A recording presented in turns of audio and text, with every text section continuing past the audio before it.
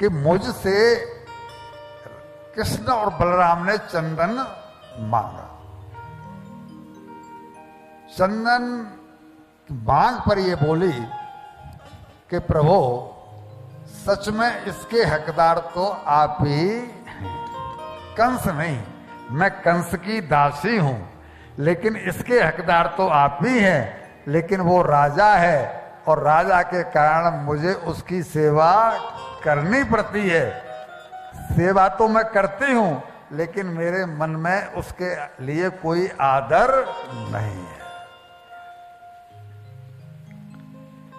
ये कह करके उसने दोनों के माथे पर चंदन लगाया। भगवान कृष्ण के माथे पर पीले रंग का, उनका रंग सांवला है, और उनके माथे पर लाल रंग का, बलदाऊ जी का रंग गोरा है। और सारे सखाओं को चंदन लगाया जैसी जिसकी इच्छा थी। लगने के बाद में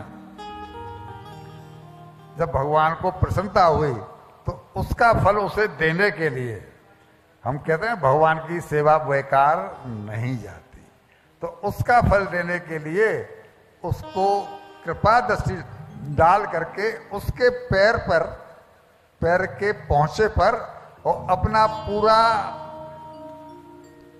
पैर रख के, क्योंकि वो कुब्जा थी, एक जगह से पीछे से कुंवड़ निकला हुआ था, टेढ़ी थी, तो उसकी ठोड़ी पर अपना ये लगाया पहुंच, और जो झटका दिया तो एकदम सीधी हो गई। सीधी हो गई, साथ ही वो सुंदर हो गई। और जब वो सुंदर हो गई तो उसको बड़ा अच्छा लगा, और फिर वो बोले कि आपने बड़ी कृपा की, जो मुझे ये रूप प्रदान कर दिया।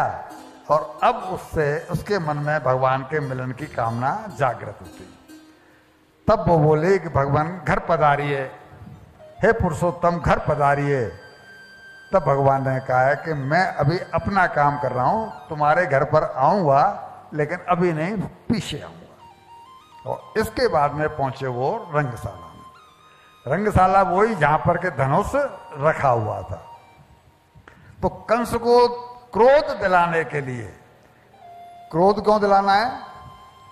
क्रोध में व्यक्ति का विवेक खत्म हो जाता है, व्यक्ति की बुद्धि मारी जाती है। वो कोई न कोई ऐसा काम कर बैठता है जो उसके ही अहित में है, हित में नहीं, अहित में है। वही हुआ, जैसे ही वहां पहुंचे तो वहां पर तो रक्षक बहुत थे, लेकिन इन्होंने उनको कोई परवाह न करके और दोनों भाई घुस गए और जा करके उसको उठाया और तुरंत ही तोड़ दिया।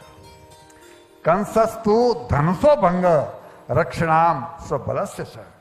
और दो टुकड़े करके एक भाई ने एक हाथ में लिया, एक भाई ने एक हाथ में लिया, और उन्हीं दोनों टुकड़ों से उसके रक्षकों की पिटाई करना शुरू किया, जो उसकी रक्षा के लिए आगे आना चाहते थे। जब उनकी पिटाई हुई तो वो भागे, और कुछ लोगों ने जाके सूचना दे दी कि जाकर के महाराज कंस को कि कृष्ण बलराम नाम के दो बालकों ने और सहज में ही उस धनुष को तोड़ दिया। ये धनुष है शंकर जी का, धनुष बहुत महान है, और धनुष को उन्होंने सहज ही तोड़ दिया। यह सुनते ही कंस घबरा गया कि इसका मतलब है कि मेरी मौत जिस बालक से होने थी वो बालक यही है जिसने कितने सहज में धनुष तोड़ दिया। शंकर जी का धनुष था। जब ये बात मार तो वो डर गया।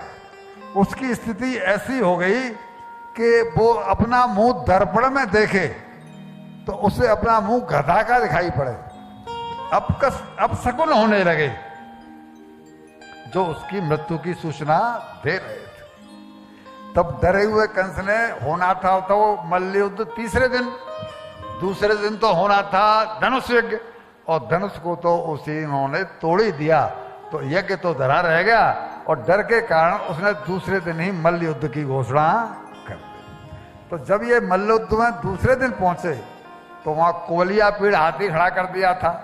कुवलिया पीड़ हाथी को इन्होंने दारू पिला रखी थी जिससे कि वो इनके ऊपर आक्रमण करे और इनको मार दे। लेकिन भगवान तो कर तुम अगर तुम अन्यथा कर तुम समर्थ हैं। उसका पैर पकड़ा हाथी का और उसको इस तरह से घुमाते हुए जमीन पर मारा तो उसके प्राण पखेरु। और जब उसके प्राण पखेरु उड़ गए तो उसे मार करके गए ये मल्लयुद्ध के लिए। और जब वहां पहुंचे तो वहां पर जो इनके पहलवान हैं सल, तोसल और चाड़ूर, मुष्टक, उन्होंने इनको ललकारा। ललकार करके बोला कि